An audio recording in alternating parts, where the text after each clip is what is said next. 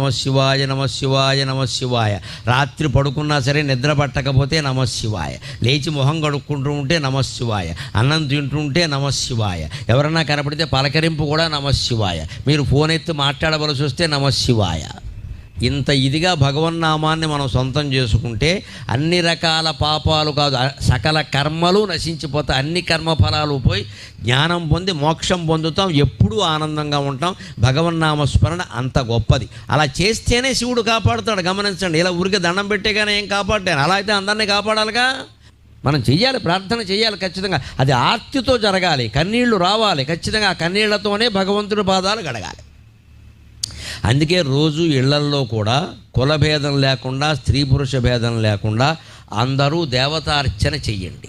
బ్రాహ్మణులు చేసే దేవతార్చన వేరు. వారికి వంశపరంపరగా ఏదో వస్తుంది, వారి పద్ధతిలో వారు చేస్తారు. వారి బాధ్యతలు వారిని చేయనివ్వండి. వారిలాగా చేద్దామని